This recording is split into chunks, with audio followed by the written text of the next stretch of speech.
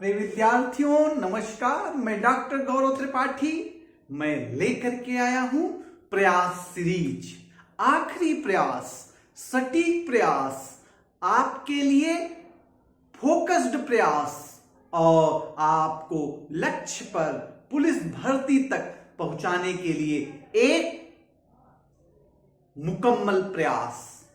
आइए हम पुलिस भर्ती की तैयारी कर रहे हैं और प्रयास सीरीज जो कि आपको बिल्कुल ना इधर ना उधर, प्रयास सटीक, एकदम पुलिस भर्ती पर फोकस्ड, ना आईएएस बनाने की तमन्ना ना अध्यापक बनाने की तमन्ना, केवल आपको बनाना है, हमें बनाना है पुलिस। आइए हम पुलिस से संबंधित 20-25 क्वेश्चन लेकर के देखते हैं। आइए पढ़ते हैं बिना समय व्यर्थ किए हुए। आइए,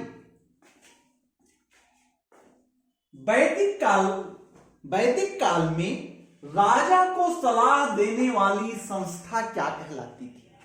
किसको? वैदिक काल में राजा को सलाह देने वाली संस्था का नाम, वैदिक काल में राजा को सलाह देने वाली संस्था थी सभा और समिति। कौन कौन सी थी? सभा थी और समिति थी। वैदिक काल में राजा को सभा और समिति सलाह देती थी। ये दो प्रकार की संस्थाएं थी। सभा में उच्च कुलीन वर्ग के लोग शामिल थे, समिति में आम जनता के प्रतिनिधि शामिल थे। सभा में कौन लोग शामिल थे? उच्च कुलीन वर्ग के लोग शामिल थे और समिति में कौन शामिल था? जनता के प्रतिनिधि शामिल थे। तो सभा और समिति ये दोनों संस्थाएं मिलकर वैदिक काल में राजा को सलाह देती थी। ठीक। ऋग्वेद में एक युद्ध का उल्लेख होता है, दशराग्य युद्ध। ऋग्वेद में किस युद्ध का उल्लेख है? दशराग्य युद्ध। ऋग्वेद के 7वें मंडल में दशराग्य युद्ध का उल्लेख है। ऋग्वेद के 7वें मंडल में दशराग्य युद्ध का उल्लेख है। यह युद्ध किस नदी के किनारे हुआ था? कौन सा युद्ध? दशराग्य युद्ध परुष्णी नदी के किनारे हुआ था। किस नदी के किनारे हुआ था? दशराग्य युद्ध परुष्णी नदी के किनारे हुआ था। दशराग्य युद्ध परुष्णी नदी के किनारे हुआ था। इस युद्ध का उल्लेख ऋग्वेद के 7वें मंडल में मिलता है। परुष्णी नदी का आपसे नाम पूछ सकता है। परुष्णी नदी का आधुनिक नाम क्या है? परुष्णी नदी का आधुनिक नाम रावी नदी है। परुष्णी नदी का आधुनिक नाम रावी नदी है। इस रावी नदी पर कौन सा प्राचीन युद्ध हुआ था? तो आपका उत्तर होना चाहिए दशराग्य युद्ध। कौन सा युद्ध? दशराग्य युद्ध। ऋग्वेद में किस युद्ध का उल्लेख है? दशराग्य युद्ध का उल्लेख है। ऋग्वेद में किस महिला का उल्लेख है? ऋग्वेद में किस महिला का उल्लेख है? तो आपका उत्तर होगा लोपामुद्रा का उल्लेख है। किसका? लोपामुद्रा, अपाला, सिकता, घोषा। ऋग्वेद में लोपामुद्रा, अपाला, सिकता और घोषा का उल्लेख मिलता है। आपसे पूछ सकता है ये चारों महिलाओं का नाम दे दे, कोई पांचवा नाम दे दे और कह दे कि ऋग्वेद में किस महिला का नाम नहीं है। तो जो इसके अतिरिक्त एक विश्वारा करके भी थी ऋग्वेदिक महिला, तो ऋग्वेद में लोपामुद्रा का नाम है, महिला है। ऋग्वेद में अपाला का नाम है। ऋग्वेद में सिकता का नाम है। ऋग्वेद में घोषा का नाम है। अच्छा, आप बताइए कि वैदिक काल में जो महिलाएं जीवन भर अविवाहित रहती थी, जो महिलाएं जीवन भर अविवाहित रहती थी उनको क्या कहा जाता था? तो जो महिलाएं जीवन भर अविवाहित रहती थी उन्हें अमाजू कहा जाता था। क्या कहा जाता था? अमाजू कहा जाता। जीवन भर अविवाहित रहने वाली महिला अमाजू कहलाती थी। जीवन भर अविवाहित रहने वाली महिला अमाजू कहलाती थी। आइए हम आपसे बात करते हैं, कुछ नदियों के नाम हैं, उनके प्राचीन नाम हैं और उनके आधुनिक नाम हैं, उनको सुमेलित करते हैं। बितस्ता नदी, बितस्ता नदी को आधुनिक काल में क्या कहते हैं? बितस्ता नदी को झेलम नदी कहते हैं। क्या कहते हैं? झेलम नदी। बितस्ता का आधुनिक नाम झेलम नदी है। बितस्ता नदी का आधुनिक नाम झेलम नदी है। परुष्णी नदी का नाम आप बताइए। परुष्णी नदी का नाम क्या है? रावी नदी। परुष्णी नदी का नाम क्या है? रावी नदी। परुष्णी नदी का नाम बतावा, रावी नदी। शत्रुद्री नदी का क्या नाम है? शत्रुद्री नदी का नाम है सतलज नदी। शत्रुद्री नदी का नाम है सतलज नदी। शत्रुद्री नदी का नाम है सतलज नदी। बिपाशा नदी का क्या नाम है? बिपाशा नदी का नाम है ब्यास। बिपाशा नदी का नाम क्या है? ब्यास नदी। बिपाशा नदी को किस नाम से जानते हैं? ब्यास नदी। बिपाशा नदी को किस नाम से? बी से बिपाशा और वी से ब्यास, तो बिपाशा ब्यास। शत्रु, शा से शत्रुद्री, सा से सतलज, ता से परुष्णी, परु रावत है ना, राजाबी। तो ऐसे आप याद कर सकते हैं। और अगला है उत्तर वैदिक काल में हल को क्या कहा जाता है? जिससे खेत की जुताई की जाती थी तो उसको शिरा कहा जाता था। उत्तर वैदिक काल में हल को शिरा कहा जाता था। उत्तर वैदिक काल में हल को शिरा कहा जाता था। और आप बताइए, जो उत्तर वैदिक काल है उसमें जो हल से लाइन बनती है, हल जोतने पर लाइन बनती है, उसको क्या कहते हैं? सीता कहते हैं। क्या कहते हैं? उत्तर वैदिक काल में हल रेखा को सीता कहते हैं। उत्तर वैदिक काल में हल रेखा को सीता कहते हैं। उत्तर वैदिक काल में मुद्रा की इकाई क्या थी? उत्तर वैदिक काल में मुद्रा की इकाई, जैसे आज मुद्रा की इकाई क्या हुआ? पैसा और रुपया। ऐसे उत्तर वैदिक काल में मुद्रा की इकाई क्या हो रही? निष्क, शतमान। निष्क थी और शतमान थी। निष्क और शतमान। उत्तर वैदिक काल में मुद्रा की इकाई निष्क और शतमान थी।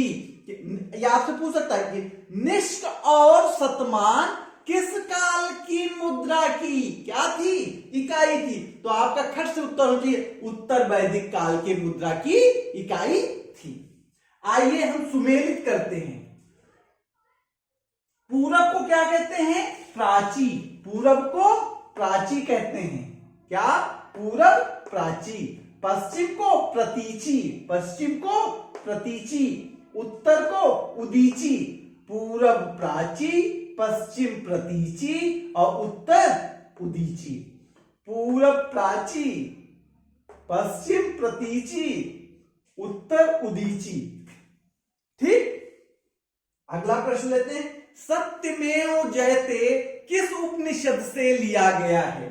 सत्यमेव जयते मुंडकोपनिषद से लिया गया है। सत्यमेव जयते किस उपनिषद से लिया गया है? मुंडकोपनिषद से लिया गया है। क्या मुंडकोपनिषद से लिया गया है? सत्यमेव जयते। सत्यमेव जयते मुंडकोपनिषद से लिया गया है।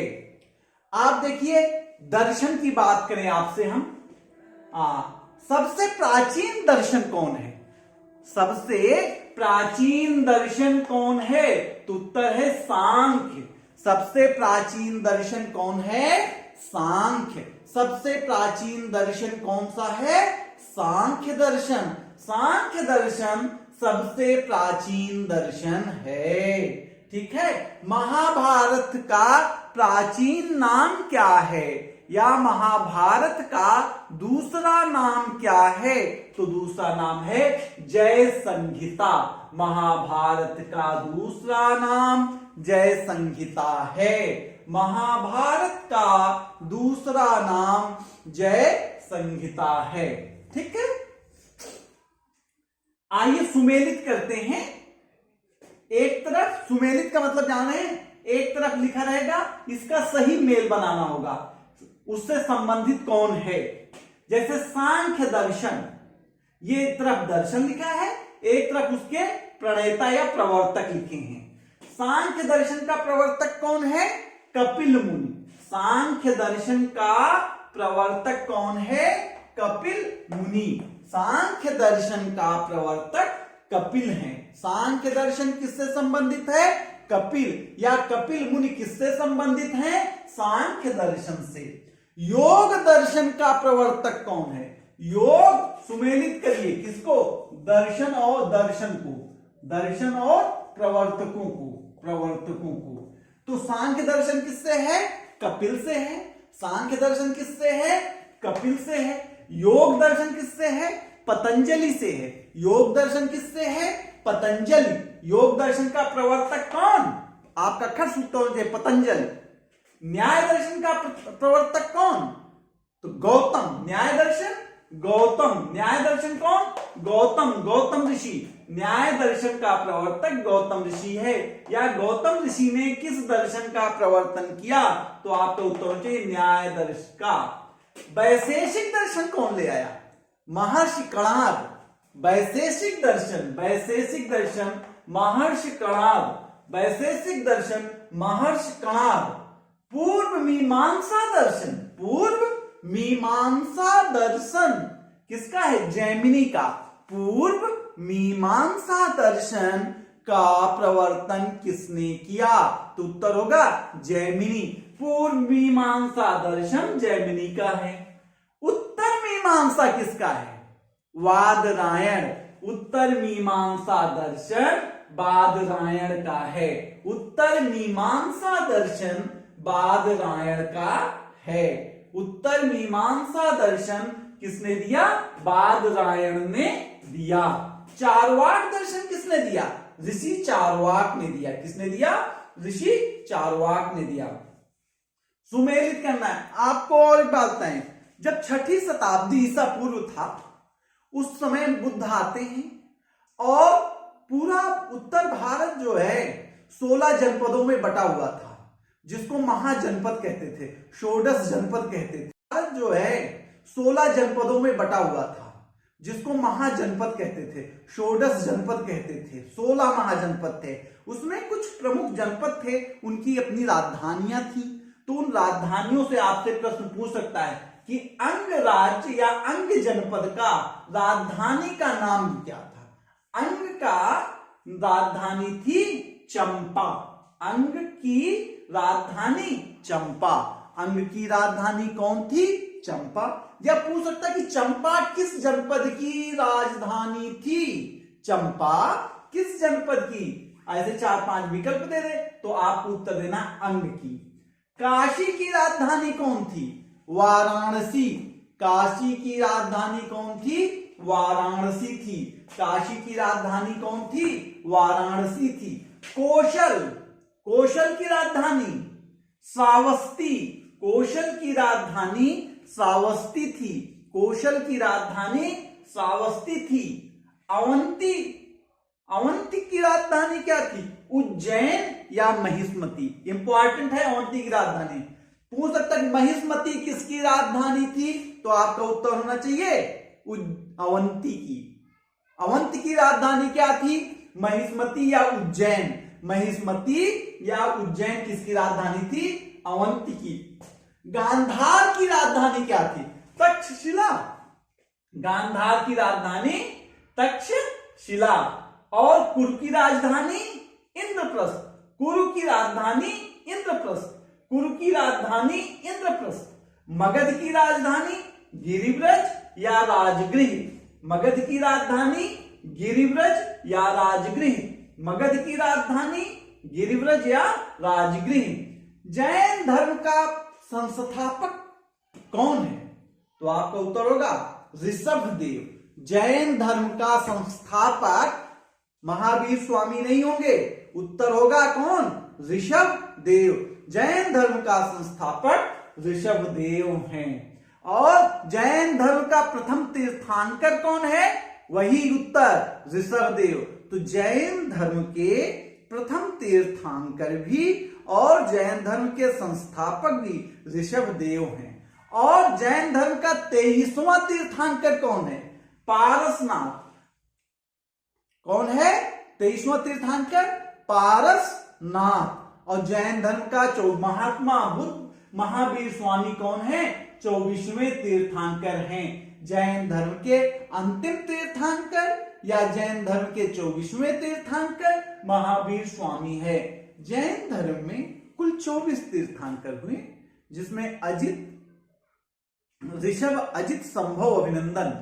तो ये चार जो है शुरू के हैं, ऋषभ, अजित, संभव, अभिनंदन। आगे ऐसे 24 लोग हैं, जिसमें पहला इंपॉर्टेंट है ऋषभदेव, 23वां इंपॉर्टेंट है पारसनाथ और 24वां इंपॉर्टेंट है महावीर स्वामी।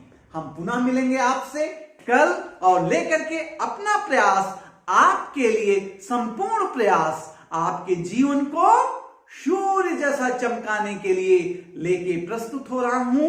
पुलिस प्रयास बैच। आप हमको देखिए, प्रश्न यहीं से आएंगे। हम आपके लिए प्रश्नों की श्रृंखला लेकर के रोज आ रहे हैं। आप में लाइक, सब्सक्राइब और शेयर करिए। आप पुलिस परीक्षा में सफलतापूर्वक अपना स्थान पाने के लिए देखते रहिए डॉक्टर गौरव त्रिपाठी का ये प्रयास बैच का वीडियो। डे 2 आज है, हम कल मिलेंगे डे 3 में पुनः 30 प्रश्नों को लेकर। हम आपको बनाएंगे पुलिस। हम तब तक नहीं रुकेंगे जब तक आप वर्दी नहीं पहनेंगे। हम चलते रहेंगे आपको वर्दी पहनाने तक। Thank you. हमारे YouTube link learn with DRGT, जिसमें स्पेस कहीं नहीं है, लर्न LEARN, लर्न बिना स्पेस दिए, विथ WITH, विथ DR बिना स्पेस के DR, GT, G for Gaurav, T for Tripathi, learn with DRGT। Thank you, thank you, thank you.